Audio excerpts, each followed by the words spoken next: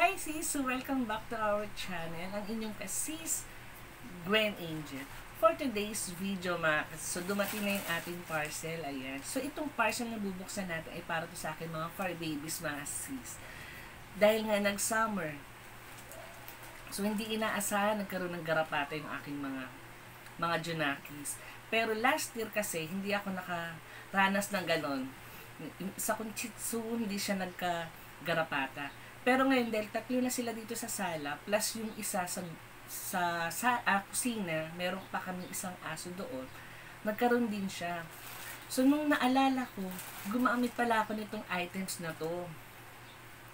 Recently ko lang naalala, and then yung naalala ko siya, in-order ko kagad. Dahil syempre nakakaawa naman yung aking mga fur babies kung pababayaan ko. And then kasama namin sila sa kama, diba?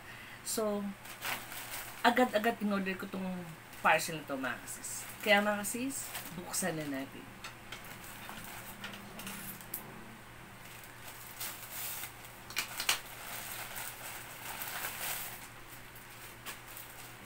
So, ito yung parcel na in-order ko. So, gumamit na ako nito dati. Nawala lang sa isip ko na naka-order na pala ako nito. And then, effective to mga kasisa, lalo na kung ang mga fur babies nyo ay dumadami sila. So, nagkakahawahan. So, yun ang nagiging problema ko. Dahil ang aking mga fur babies dito ay 3, plus isa sa kusina. Kasi mga kasis, last year, gumamit ako nito. Gusto matagal din ako gumamit ng herbal dog soap. So, matagal ako gumamit ito. Yung dumami na yung mga chitsu ko dito sa bahay, nakalimutan ko na siya. So, ito yung mabisang pantanggal talaga ng garapata. Although, meron naman din akong ina-apply sa kanila, pero syempre, kahit mayroon tayong ina-apply sa mga fur babies natin, kailangan pa rin natin ng sabon. So, ito yun.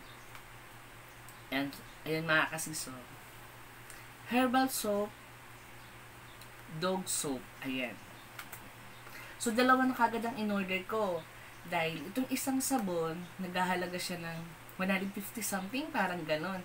So, itong isang soap, padadala ko to dun sa kabilang bahay namin dahil meron din kami mga dogs doon. So, nagkakaproblema din sila dahil meron din mga garapata din yung mga senior dog namin. So, ito na yun. So, ito ang mai-recommend ako sa inyo. Oo, para sa inyong mga fur babies. Dahil nga nag-summer, and then ngayon ay rainy season na. So, yung mga garapata nila, nandiyan pa rin. So, ito yung apply nyo sa mga fur babies natin. So, yun lang mga kasis. Maraming salamat. So, don't forget to like and subscribe.